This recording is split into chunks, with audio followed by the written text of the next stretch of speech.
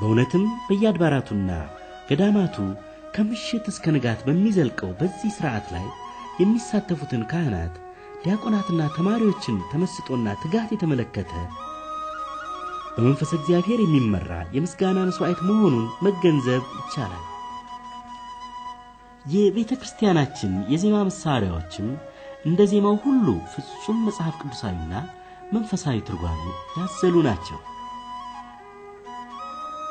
የመጀመሪያው ከበሮ ነው። ይህ የዜማ መሳሪያ በቁሙ የጌታችን ምሳሌ ነው። ከበሮ ሁለት ገጾች ያሉት ሲሆን አንደኛው ገጹ ሰፋ ያለ፣ ሌላው ጠበብ ያለ የዜማ መሳሪያ ነው። ሰፊው ገጽ የመለኮት ምሳሌ ሲሆን ይህም መለኮት ምሉእ በኩለሄ በሁሉ ቦታ ያለ መሆኑን ለማዘከር ነው።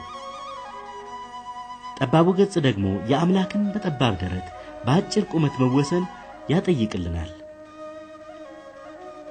ሁለቱ ገጻት ተደራጅተው አንድ ከበሮ እንዲሆኑ የመለኮትና የሥጋ ውህደት እንዲሁ ፍጹም መሆኑን ያጠይቃል። የከበሮ አካል የተሸፈነበት ጨርቅም የጌታችን መግነዝ ጨርቅ አንድም አይሁድ ለመዘባበቻ ያለበሱት ከለሜዳ መታሰቢያ ነው። በጨርቁ ላይ ከላይ ወደ ታች ከታችም ወደ ላይ የተጠላለፈ ጠፍር አለ። ይህ ጠፍር ጌታችን በአይሁድ በተገረፈ ጊዜ በሰውነቱ ላይ የወጣውን ሰንበር ያስታውሰናል። ሌላው የመዝሙር መሳሪያ ጽናጽል ነው።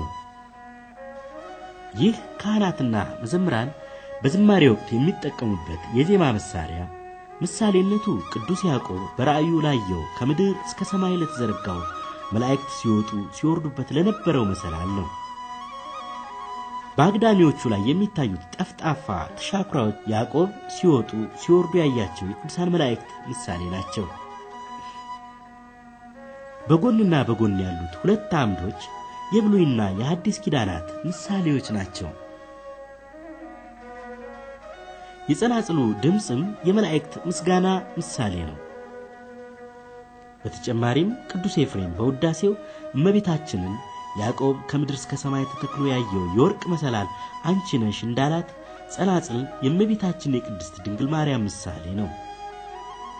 ቅዱስ ኤፍሬም የወርቅ መሰላል ማለቱን ንጽሕናዋን ለመዘከር ሲሆን የጸናጽሉ ድምጽም አስቀድሞ በቅዱስ ገብርኤል ኋላም በፍጥረታት ሁሉ ብጽዕት እየተባለች ስለመመስገኗ ምሳሌ ነው። ሌላው ንዋየ ማህሌት መቋሚያ ነው።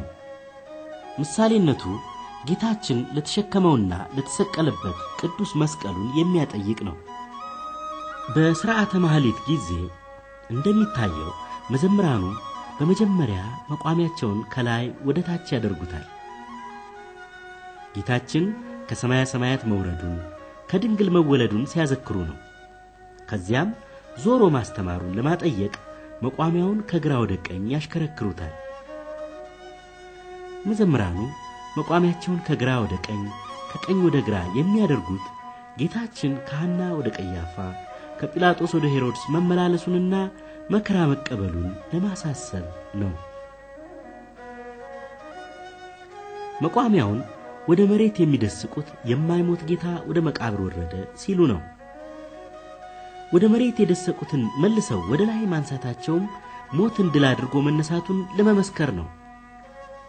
በተመሳሳይ ሁኔታ ከቀድሞ በበለጠ ከፍ አድርገው በኋላ ረጋ ብለው የሚመልሱት እርገቱንና ዳግም ምጽአቱን ለማዘከር ነው። ሞቶ የተነሳው ተነስቶም ያረገው ዳግመኛም ይመጣል ሲሉ